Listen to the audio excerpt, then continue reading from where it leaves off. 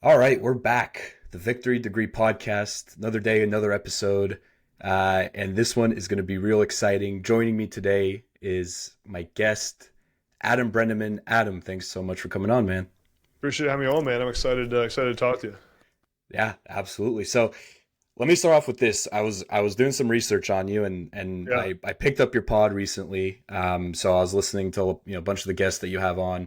We'll get to that a little bit later on in the interview, but I was going through some of the stuff that you got going on. So you're a co-founder of a company. You have your own podcast. You're putting out content across all of your different social media channels.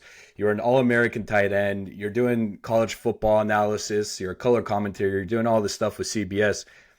I mean, dude, like how do you fit all of this into one day? Yeah, it's definitely a lot, man.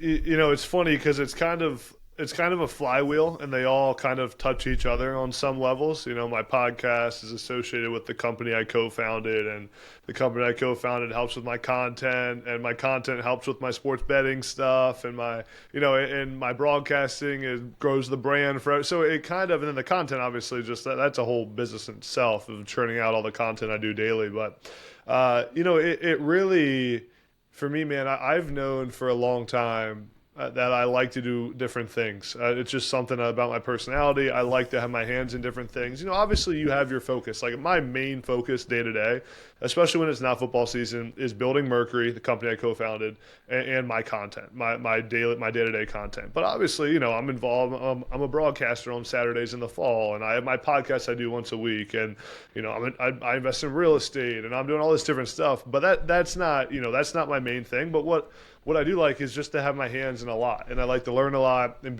feel like I'm knowledgeable about a bunch of different topics. What happens is you realize that's okay to do, but you just have to realize that sometimes one of the 10 things you do may not go well, or may not work out, or it may not go the way you think it's going to, and you just have to be okay with that. And I know that if I start 10 different projects, one may not work out the way I thought it was going to, or one may not get the attention it deserves, and that's okay. And you just don't judge yourself for it too much, but it allows you to stay level-headed as you take on a lot of different things, and that's what I like to. And also nowadays in media and in content creation, the industry I'm in, a lot of people have a lot of projects going on. If you're a creator, a lot of times you have a business on the side, you have a product you're selling, you have a podcast. There's a lot of things to juggle. It also comes back to having a great team. I have a great team of people around me, whether it's the team at Mercury, whether it's my team that works for me personally. My manager Noah, my editor, a videographer, all that kind of stuff. They do a great job of keeping things going when I'm not always 100% focused on one thing. So you talked about, starting, basically not being afraid of starting 10 different things. And if one of them pans out, great. Yeah. Where does this, I guess, mentality of, let me just go for it. Let me try this thing. If I fail, I fail. Because I think a lot of people today are just scared of doing what maybe deep down they know they should be doing or want to do, or quote unquote, live this dream life. But a lot of people are scared of failure and kind of scared of just taking that leap and starting that thing. So kind of what's your advice for those people, and what's your mentality when it comes to starting new things? Yeah, it's a great question and point. It's an issue that a lot of people deal with, and a lot of people deal with the fear of failure. And what I've learned is that people don't really fear failure for themselves. They fear what people will think of them if they fail, or they fear what their parents will say, or they fear what their friends will say. I always go back to this, man, and I learned this when I was younger. You know, there's two things that I always think about when it comes to failure. One is that you may be worried internally in your head about what people think about you, but I just always try to remind myself that no one's actually thinking about you. Everyone's actually thinking about themselves all the time. They're not thinking about whether you fail. If someone thinks you posted a shitty social media video, they're going to look at it, watch it for 2 seconds, scroll right past it, and forget they ever saw it. So when you realize that, it's actually pretty liberating that no one actually is, that everyone's just thinking about themselves. It's called the spotlight effect. I first heard Sahil Bloom talk about it. It's just that this idea that you think everyone's spotlight is on you. The reality is you're the main character in your own story, but you're not in everybody else's, and they don't care if you fail. So that's number one. Number two is I've, as I gotten older, been good at just blocking out all the outside noise and what everybody says. When I was younger, I would listen to everything. When people told me I was really good and was doing a great job and that I was the best tight end in the country and I was a great player and everyone told you how great you are, you listen to it. Like I was reading my own. I remember reading my own press clippings, like sending them to my family. Hey, read this article about me. The problem is when you do that and then things don't go well, you also listen to it when it's bad. If you listen when it's really good, you also listen when it's really bad. And it takes you through this ebb and flow of really emotional highs and lows in life. And if you're able to just cut out completely any outside noise at all and don't listen when it's good because they don't know what they're talking about. Don't listen when it's bad because those people don't actually care about you. They're not actually thinking about you. They don't actually know what the truth is. Then you're able to, again, it's liberating. It's freeing. It allows you to take on risk and take on things that have a potential for failure without caring what anybody thinks because you don't listen no matter what happens. So those are the two things I go back to a lot in my mind when it comes to what other people think, what people say, will they judge me? If you come back to those two principles, it allows you to kind of take things on without really worrying about it all that much. So how do you balance not caring what people think about you with valuing feedback from others? Because I think feedback, especially early on, is important and kind of letting you know. I mean, if you're starting a podcast, if you're a football player, right, kind of that feedback from maybe your parents, your friends will tell you, hey, Adam, you're on the right track. I really like what you're doing. Versus, hey, I don't know, maybe this whole podcasting thing isn't for you. So how do you balance kind of those two things?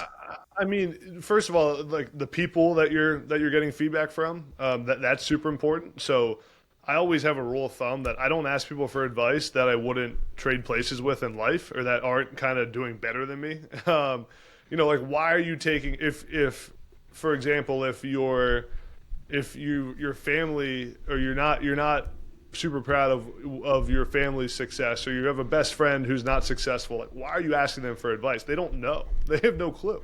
So that's number one. Take advice from people that you actually would trade places with or you admire. Two is that you always realize that people view things through their own lens. So all human beings are inherently selfish. It's just the nature of everything. So people naturally, whether subconsciously or not, give you advice based on what's actually best for them a lot of times. Whether macro, micro, like whatever it is, will kind of tailor advice towards themselves. And then three, I always tell people that you got to remember the reality is most people don't actually want to see you succeed, right? Most people, everyone loves success, but they don't like successful people. Okay, so everyone wants you to be successful up until you're more successful than them, and then once you pass them, they don't like anymore.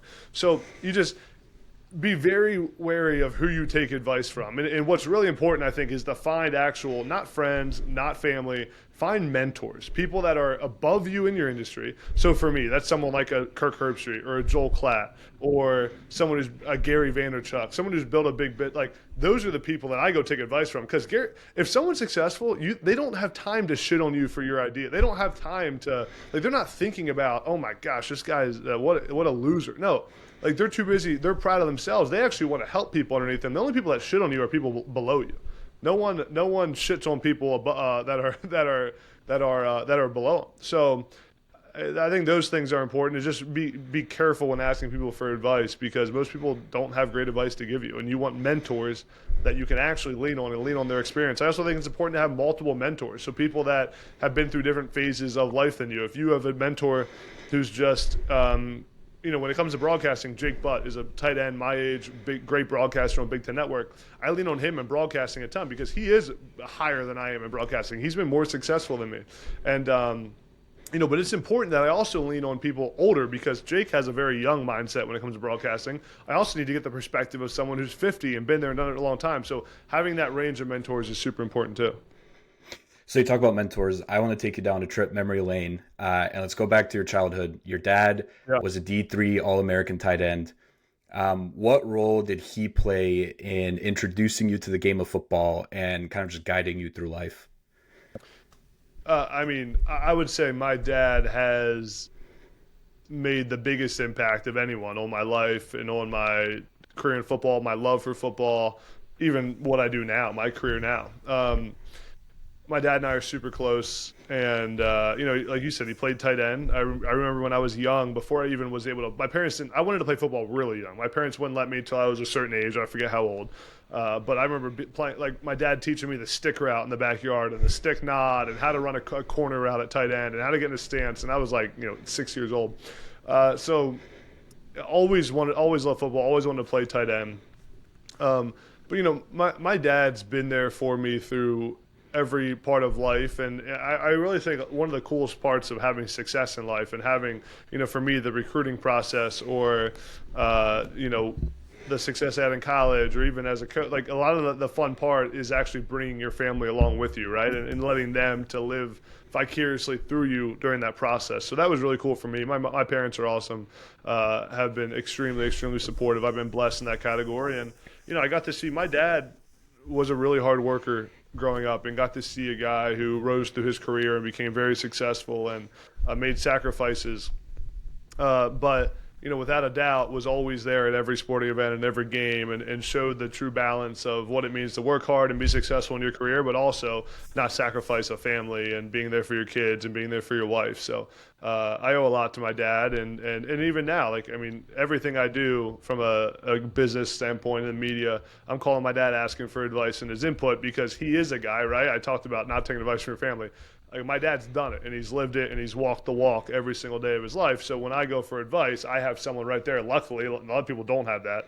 I have someone that I can call that's my actual dad that I can take advice from on a lot of different things. And I know it's going to be advice that comes from a good place and has been in those shoes of doing those negotiations or doing those having those conversations before.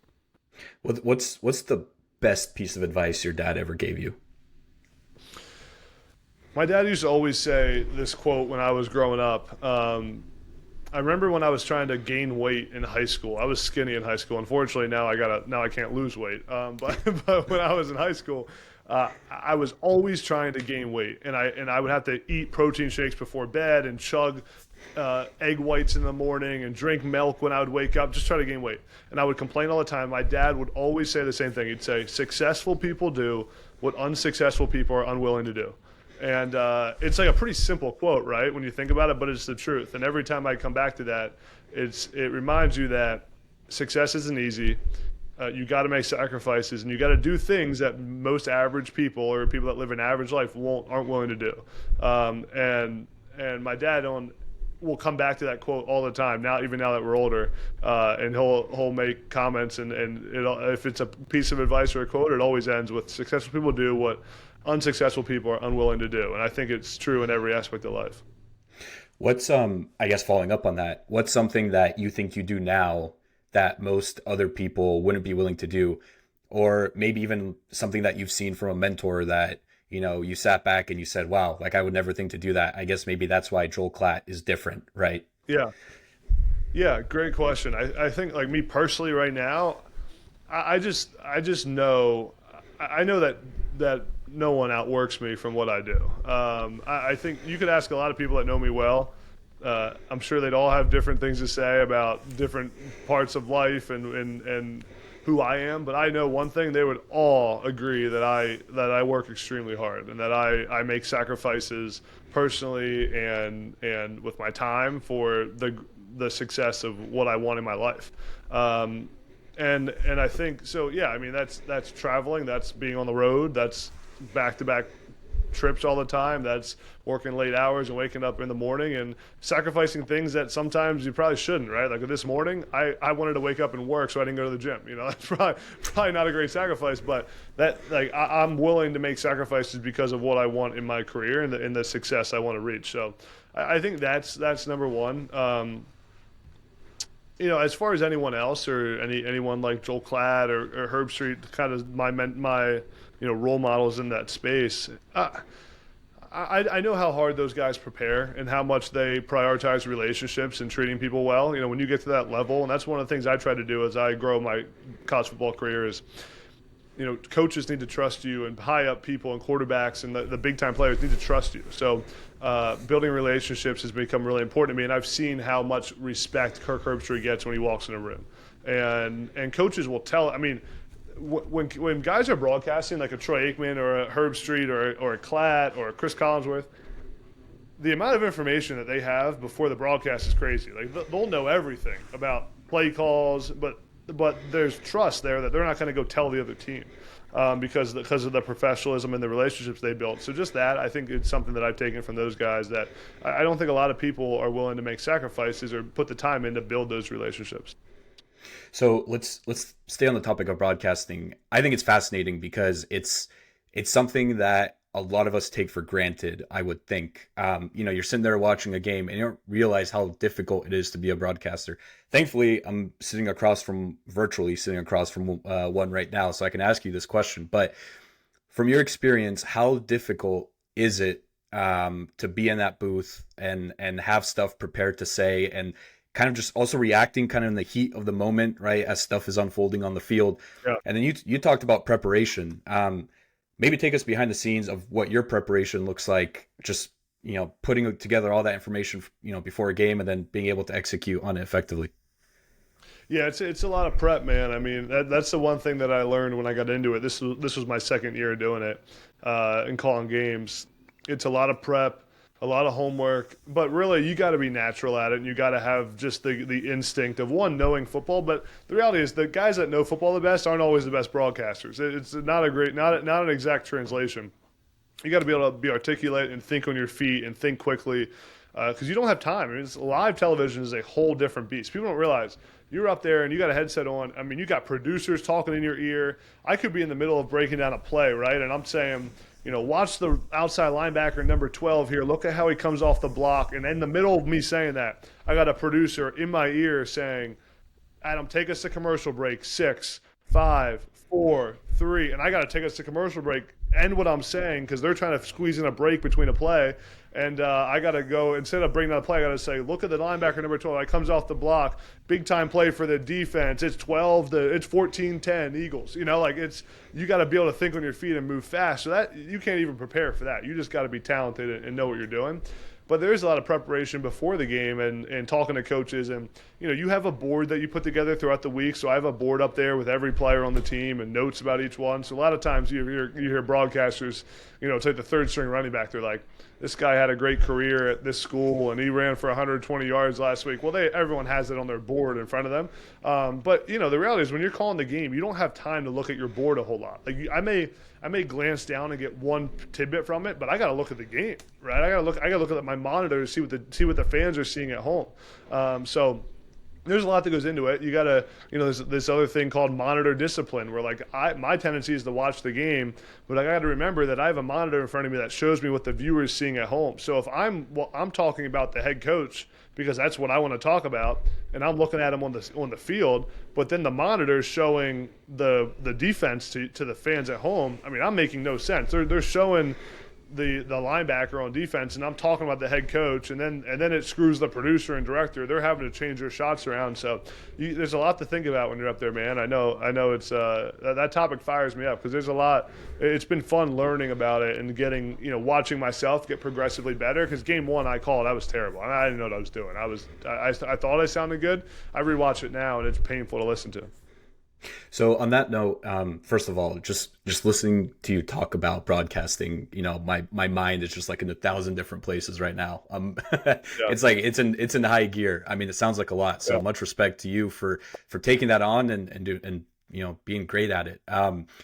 You talked about failure and about trying new things. Your football career, I think, has been well documented. Certainly a unique journey. You were the top, tight end prospect in the country, top recruit coming out of high school at Cedar Cliff.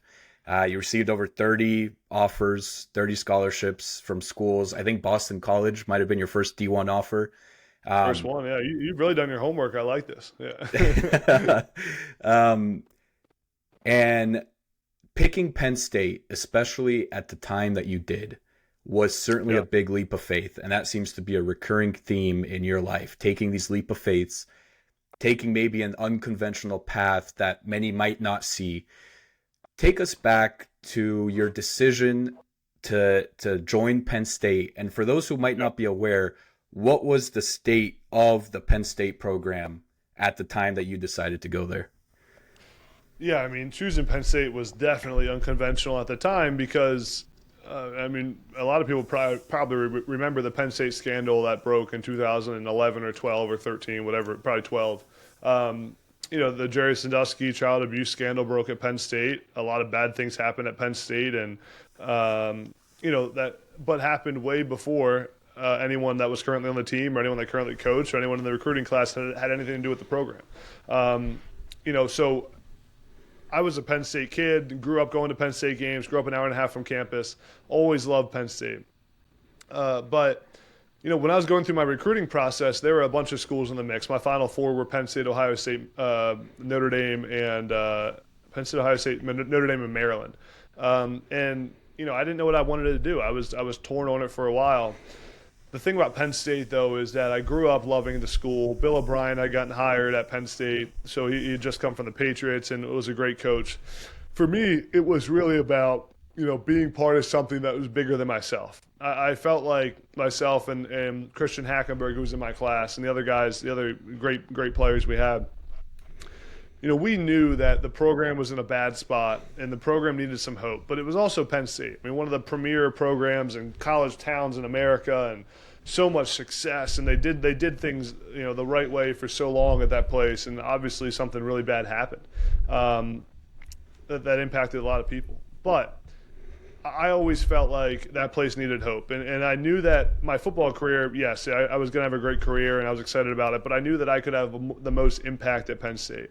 And I remember Bill O'Brien telling Christian Hackenberg and I, he said, if you come here right now during this time when no one thinks you should come here in the country, you'll be remembered here forever as a Penn State legend. And also there were sanctions now out for the NCAA from the NCAA. Penn State had a bowl ban, couldn't play in bowl games.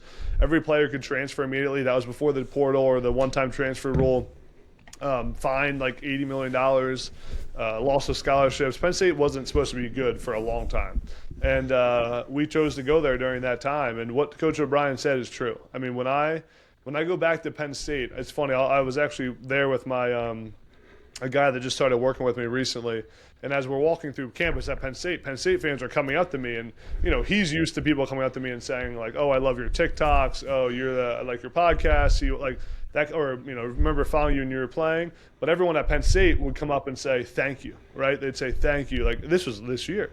Thank you for what you did for Penn State. Thank you for sticking with us. Thank you for I'll never forget you and Christian Hackenberg. And that was 10 years ago now. And it's crazy to think all that time has passed, but Penn State fans haven't forgotten what that time was for the program, what it was like to be a Penn State fan. It wasn't fun. It wasn't easy. And I think that there are a lot of people that played a big part in it.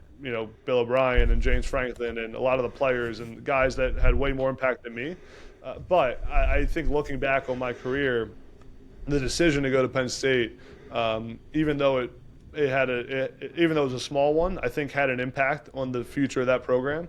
And I've told people a lot of everything I've been part of and done in my career. One of the things I'm most proud of is what we were able to do at Penn State, how we were able to help hold that program together, the impact that our decision made on that university and that community and that town and that college and that program, and then how quickly Penn State came out of that. And people said Penn State wouldn't field a team for 10 years when those sanctions came out, and Penn State won the Big Ten championship in 2016, just a couple years later. And was fielding a very successful team. My first year at Penn State, we beat Wisconsin last game of the year, won 7 games. Wisconsin was the top 10 team in the country. So very proud of that time and proud. And Penn State, for me, even though I ended up transferring, Penn State will always be my home. So you talk about the impact that you left on Penn State, the coaches, the players, the fans, the students. Let me read you a quote from James Franklin talking about you. He said, "I know that it was difficult for Adam to step away from the game, but he felt it was the right time. We are so proud of his work in the classroom, having earned his degree in 3 years. Adam is a special young man that has left his imprint on not only the Penn State football program, but the Penn State community at large. He has been a difference maker at a very young age and has a bright future ahead of him." When you hear those words from Coach Franklin, what do they mean to you?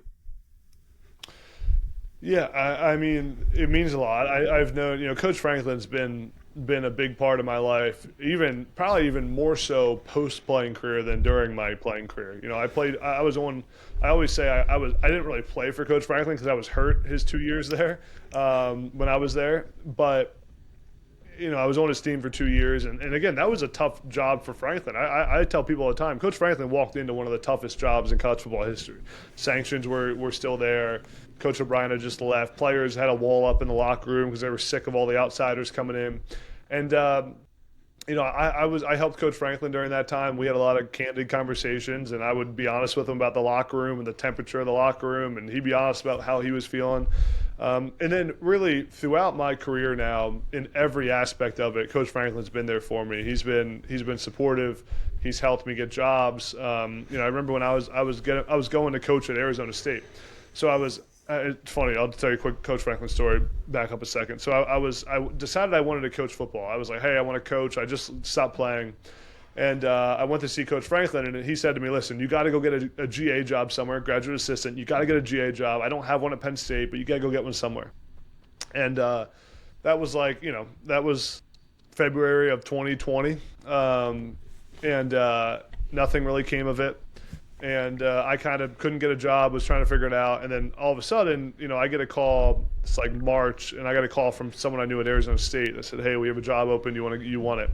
And I texted Coach Franklin when that happened, and I said, hey, like, just FYI, I'm interviewing for the Arizona State job, and you know, just want to give you a heads up. Appreciate all your support to this point.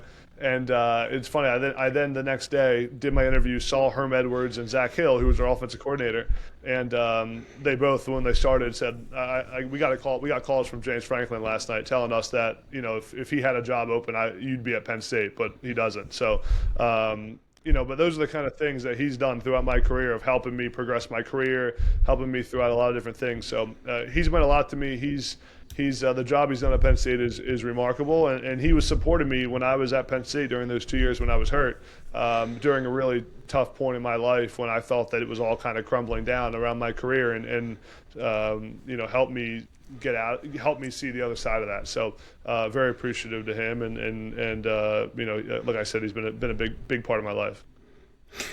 So after Penn State, you took a little bit of a break from football. You know, you had your knee issues. You ended up at UMass, spent 2 years there. You were an All-American tight end. And then you decided to step away from football, which I'm sure was a big decision for you. I'm sure it had a lot to do with your knee. You interviewed Michael Penix on your podcast, and he said, and I quote, he was talking about coming back from 2 ACL surgeries, and he said at the end of the day, I knew I couldn't be that quitter.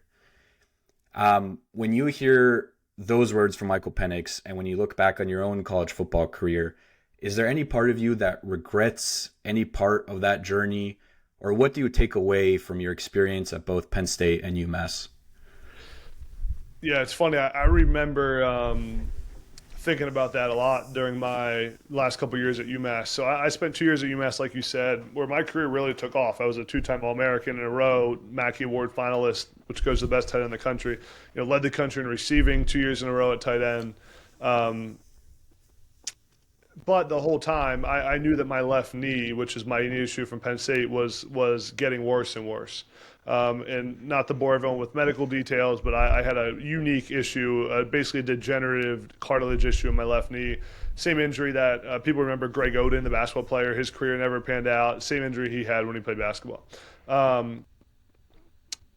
knew my knee was getting worse and was trying to figure out how I could still make it to the NFL and still at least get drafted or get on a team. But the reality is most NFL teams know everything. So I get invited to the Senior Bowl, which is obviously the best seniors in the country go play in this game.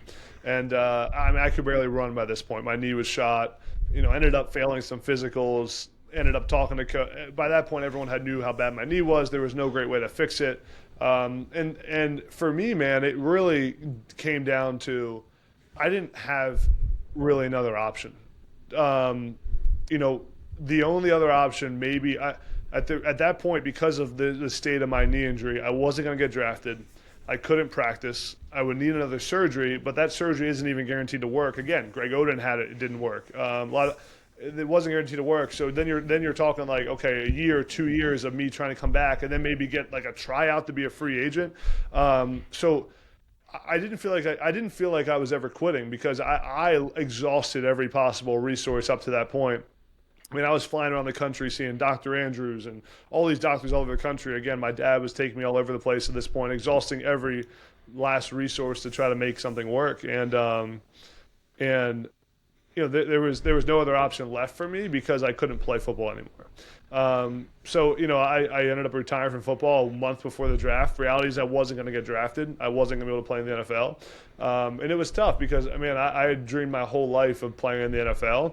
It's one of the things that if you would have told me when I was a 16-year-old 5-star recruit that I was going to transfer to UMass, go to the Senior Bowl, go to the Combine, be a top 10 in the draft, and then retire a month for the draft, it would have sounded like a horror story. I would have called you crazy. But I think that while that sucked and it was a bad, shitty situation, I have learned throughout all this to be proud of that part of my career, and to be proud of the tenacity and the comeback story, and how, on one end, yes, that sucks, but in the other end, I also lived a dream that very few people ever get to live. I also was a two-time All-American, and was exactly where people thought I'd be in my career, right? I was a returning All-American, led the country in receiving. I was a former 5-star recruit. It just happened to be at UMass and not Penn State. But I was blessed in a lot of different ways. And I think if there's one thing I've been good at throughout my career, it's been, when bad things happen, which they're going to happen, is finding a way to turn them into a positive. And I've tried to do that throughout everything I've done in my career, and I think I did it too when that happened, with my knee and with having to retire from football. I love that advice, and I think I heard you on other podcasts talk about, there's that story of the Chinese farmer, I think with his son. I think you brought it up on a different podcast where, so good. Long story short, it's a story about how bad things happen to the son, and the son says, "Oh my God, this is the end of the world," and the father says, "Hey, hold on, maybe it's not."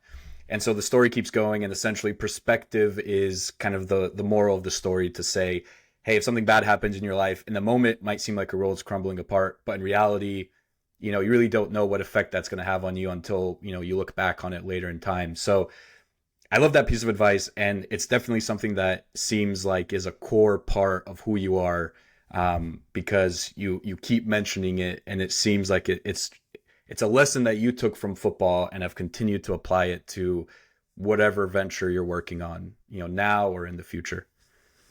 Yeah, 100%. I mean, the story of the Chinese farmer is one of my favorite things. I'm glad you brought it up. I mean, just essentially that you don't actually know if something's good or bad when it happens to you. You may feel like it's bad, or you may feel like it's good in the moment, but you don't actually know. And that's where you just go back to trusting in the process and being positive and turning negatives into positives, however you want to frame it. But yeah, I mean, throughout my entire career in my life, really, I feel like the best things that have happened to me have come right after bad things happen. And I don't know if that's coincidence. I don't know if that's just tenacity and pushing through.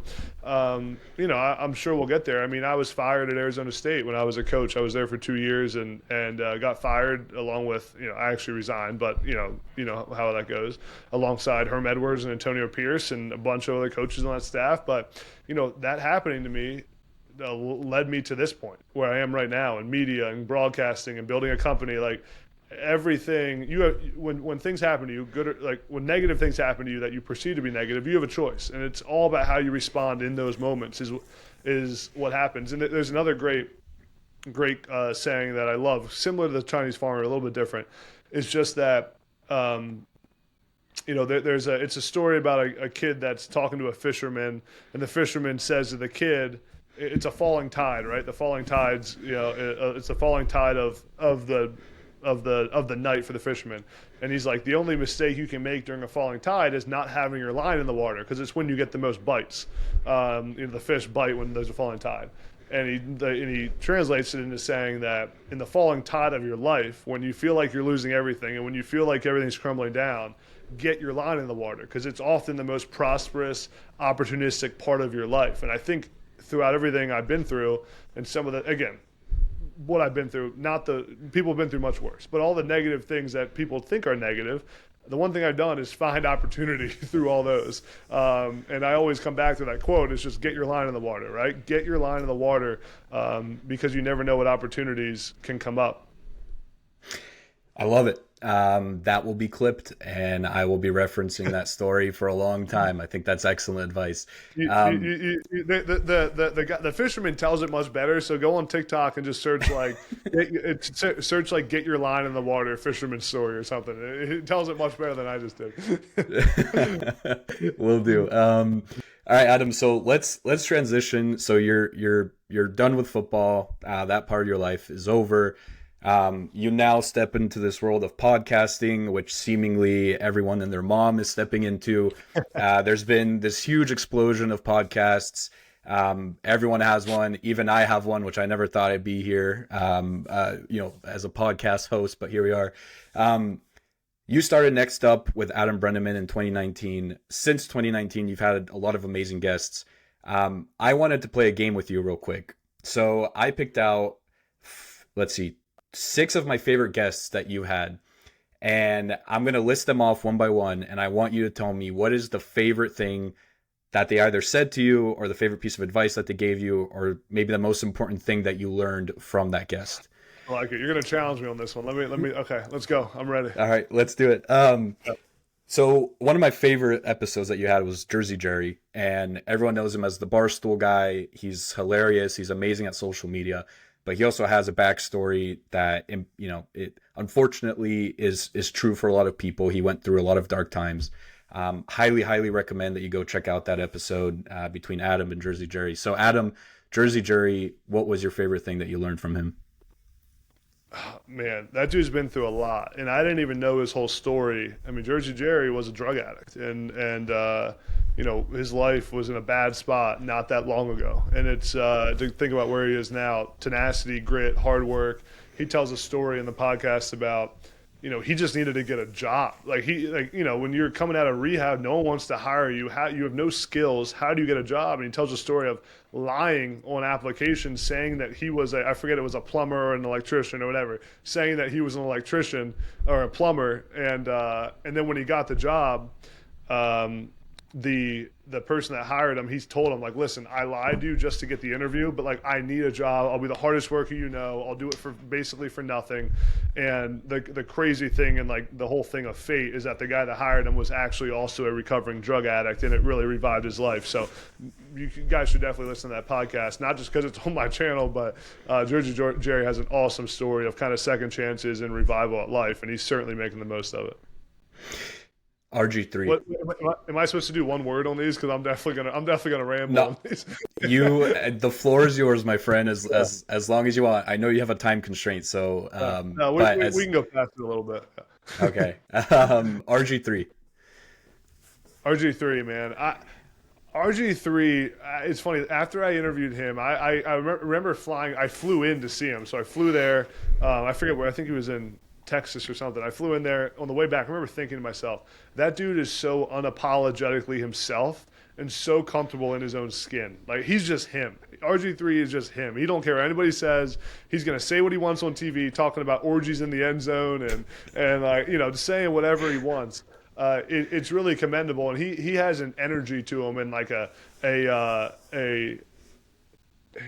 just like an appreciation for life. He's just fun to be around, and you can feel it when you're in front of him. First time I had met him, he's also definitely an awesome dude and fun to be around, and is himself. And everyone loves people who are themselves. Michael Penix. One of the greatest stories that I remember in my time covering college football. I mean, what that dude's been through and how he continuously got back up and got back up and got back up. I mean, 3 injuries in a row. You mentioned it earlier, but I'll never forget that line he said. I asked him, why'd you keep going? And he said, I couldn't let my little brothers view me as a quitter. And think about that decision he made in that time when he was at Indiana and got hurt 3 years in a row and everyone wrote him off and no one thought he'd make it. The decision to keep going ended up being the most prosperous decision of his life. To end up on the Heisman Trophy stage and to really, I mean, you talk about a guy who's completely revived a college football program. Washington isn't where it is today without Michael Penix Jr. So he's definitely one of my favorites that I've had on, and he's been it's been cool to build a relationship with him. Just saw him at the Super Bowl actually. My company Mercury, we did a tribute video, and he, his after his last game, kind of a tribute to his career, and he mentioned it to me, so it was pretty cool. But he's a special dude. I have to ask because I have a big UW fan in my life. Andrew, if you're listening to this, this is for you. Yeah. What's your opinion on Penix as a draft prospect? Yeah, I think he's got all the talent in the world. His issue is going to be that he's left-handed. It can be an issue with NFL GMs because you got to flip an offense.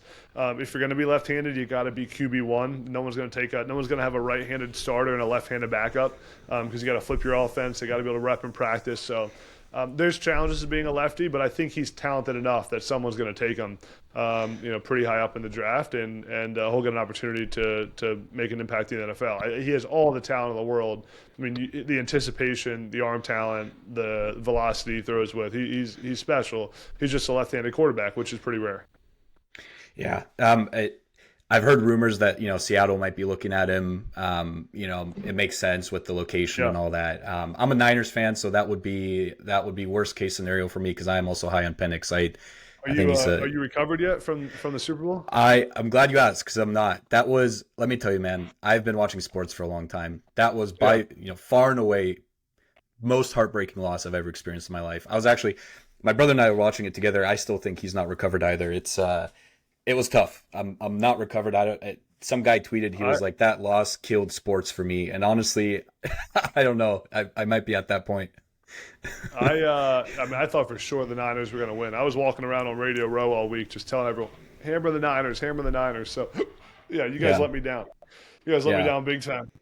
Yeah. All right, 3 more real quick here. Will Compton. Oh, Will was awesome, man. Well, that Will may be my favorite interview I've done. He just pulled up to the Airbnb we had in Nashville, and we just were shooting the shit, and he was rolling.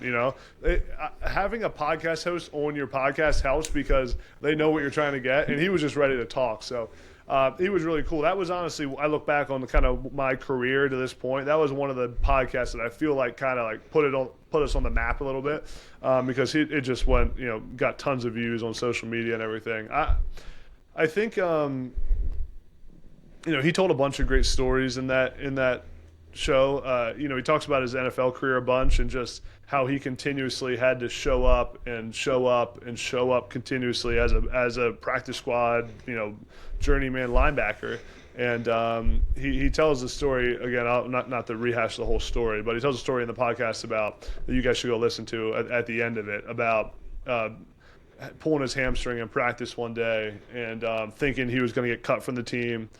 Decides to gut it out and just like practices even with a pulled hamstring and ends up having an interception that day in practice. And that moment when he had the interception, because he chose to practice through it, changed his whole career, ends up getting signed, and then ends up having a long NFL career. So the theme on a lot of these stories is that everyone that we've talked about has been through some shit now.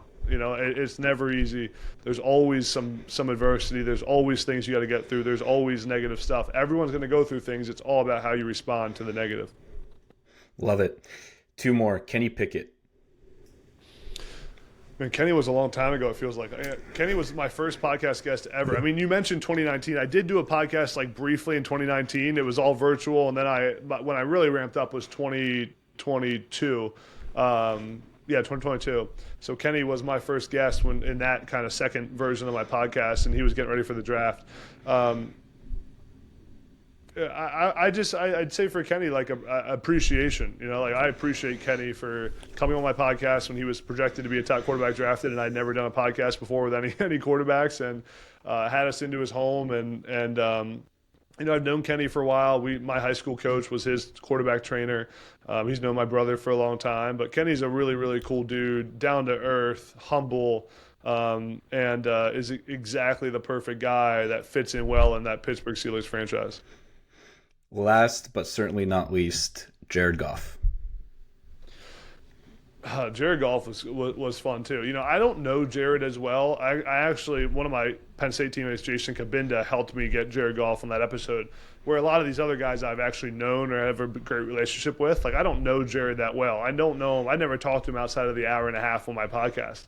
But that's kind of the beauty of it, right? Like we sit down there and we're just hashing it out for a long time. I would say Jared has a really cool demeanor to him. He has that like LA, California vibe where like nothing phases him. He's cool, he's calm, collected. More so than anything on the podcast, like it was a great show, a great interview.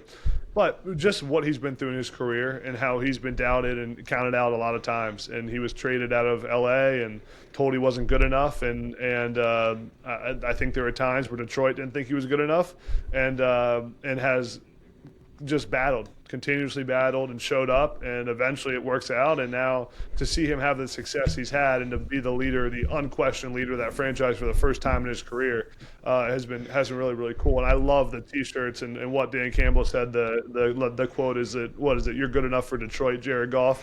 And I think that's a pretty cool thing and a pretty telling symbol of his career. I mean, I was super happy when they beat the Rams. Obviously, I was pulling for Goff. Being a Cal guy. I think everyone was, right? You had to. You had to. I mean, the storyline. Yeah. Obviously, I wasn't pulling for them when they were playing my Niners, but just amazing all around for that city and that franchise. What he's done for them, like you said, amazing. Adam, I got two more things for you, and I promise I'll let you run.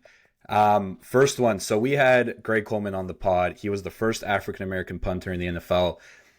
We talked about adversity, about overcoming challenges. I mean, talk about overcoming a challenge.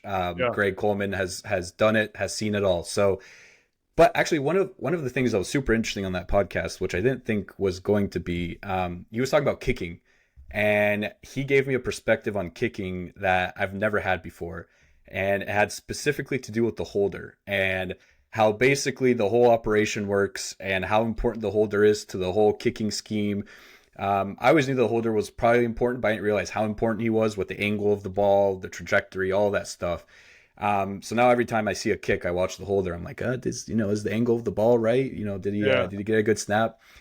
Being a tight end, being around tight ends, is there any perspective that you can give us that maybe the average fan wouldn't notice during a game, or maybe something that you were looking out for when you were playing the position that, again, the average NFL fan just wouldn't think to even realize? Yeah, good question. I'd say, everyone knows that the quarterback tight end connection is super important. I would say when I was playing, it was really important that I had a great connection with the two tackles, the offensive tackles. We were communicating on every block. A lot of times as a tight end, I don't know the scheme on the run game or the defensive fronts as well as they do. So a lot of times when I'm going up the line of scrimmage, I'm actually talking to the tackle and being like, tell me where to go here. Like, give me a call. Like, tell me who I need to block. So having those relationships, I could tell I would play much worse when I had a tackle that I wasn't familiar with, if we had a freshman tackle in there. Even on pass plays, my ability to trust the tackle is going to be there, and if there's a good tackle, the defensive end is going to try to get off a little bit and won't focus as much on jamming me up. So I would say that's super important. I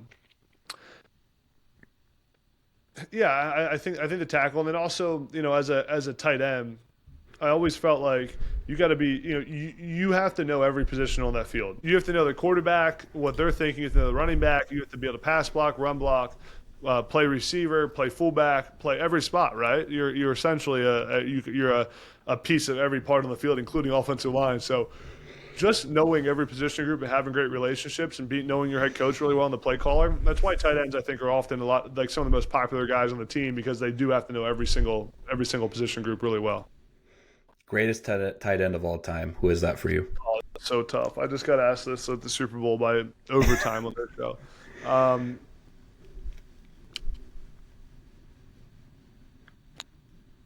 I think it's Rob Gronkowski. I love it. I think it's Gronk. I think Kelsey has a case. I love Jason Witten. Huge Jason Witten guy, but he's not the greatest. Actually, I made a video one time saying Jason Witten was the greatest tight end of all time. Got absolutely flamed for it. And I've reconsidered my position on that. I think Jason Witten is my favorite tight end of all time, right? But it doesn't mean he's the greatest. Yeah. All right, Adam. Well, we're gonna end this with a little thing that we do for every episode here. So Um, every episode, I ask my guests a piece of advice that they like to leave for the next guest. And our last guest on the show was Jacob Turner. He was a first round pick of the Detroit Tigers. Had an up and down career. Amazing conversation with him. But his advice for you, and again, not knowing that you're going to come on, he didn't know who the next guest was going to be. His advice was to be present. And he said, being present in the moment and soaking in those little moments of life is what really matters. So first of all, what does that advice mean to you? And then what is the piece of advice that you'd like to leave for our next guest?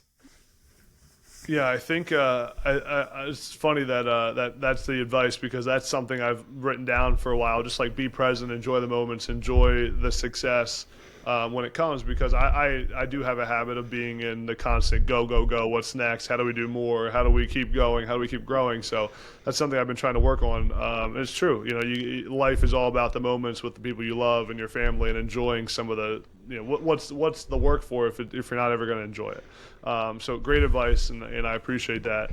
I would say, I'm if you can't tell, I'm a big I love quotes and love advice and this kind of stuff. So it's just tough. My go-to usually here is that I think for anyone who wants to be great or have success in any aspect of life, it takes consistency and it takes hard work.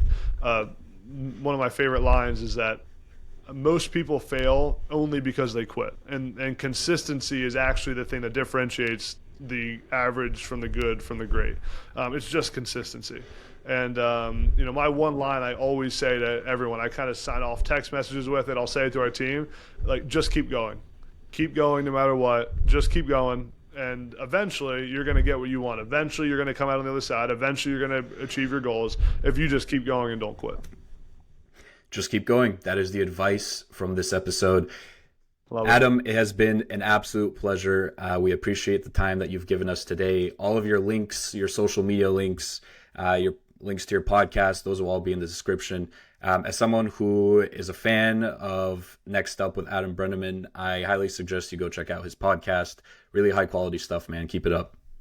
Appreciate it, man. Thanks for having me on. This was fun. You got a knack for this thing, so keep grinding on the pod, and let me know if I can ever help. Absolutely. Thanks again. Thanks, man.